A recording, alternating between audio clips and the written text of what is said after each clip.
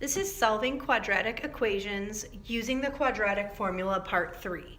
Today we're actually going to be talking about choosing the appropriate method to solve a quadratic equation. So we've gone through a lot of methods so far.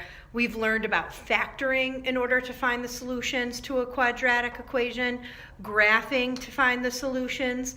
We've talked about using square roots, completing the square, and now the quadratic formula. So we're going to decide on what is the best method to solve a particular problem.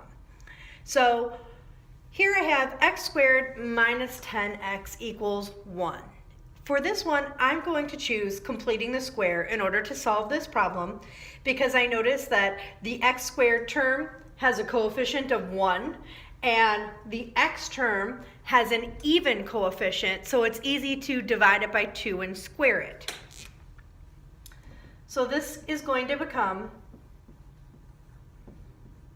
half of negative 10 is negative 5 squared is 25, so this is going to become plus 25. And over here I'm going to add 25, so I'm going to end up with x minus 5 squared equals 26. I'm going to do the square root of each side here. And now I'll have x minus 5 equals either the positive or negative version of the square root of 26. So here I have two potential answers. X minus 5 could equal the square root of 26, or x minus 5 could equal the negative version of the square root of 26. So I'm going to add 5 to each side.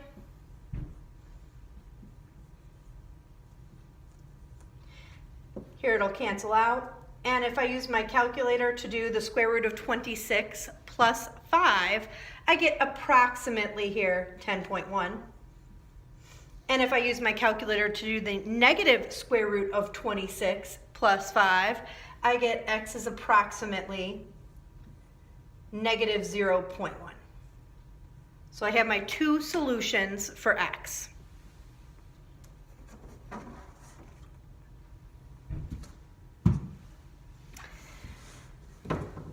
This quadratic equation is 2x squared minus 13x minus 24. And for this one, I'm going to use my quadratic formula.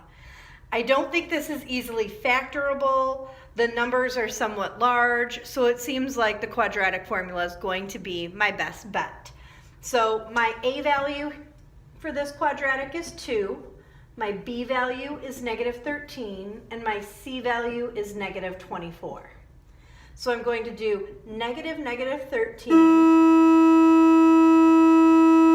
plus or minus the square root of negative 13 squared minus 4 times 2 times negative 24. All over 2 times 2. So I'm simplifying here. I get 13 plus or minus the square root of 169 plus 96 all over 4. So simplify a little more, I get 13 plus or minus the square root of 361 all over 4. So I have two possibilities here for x. Oh, I'm going to simplify, a little bit more. 13 plus or minus the square root of 361 is 19. So I've got two possibilities here for x. 13 plus 19 divided by 4, or 13 minus 19 divided by 4. So if I solve this one, I get an x value of 8. If I solve this one, I get an x value of negative 1.5.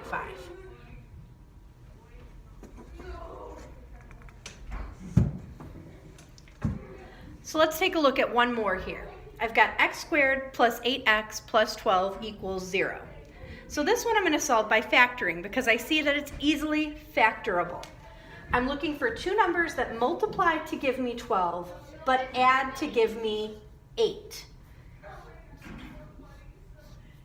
So right away I see that I could do 2 and 6 because 2 times 6 gives me 12 and 2 plus 6 gives me 8, which means in order to make this 0, x could be negative 2 or x could be -6.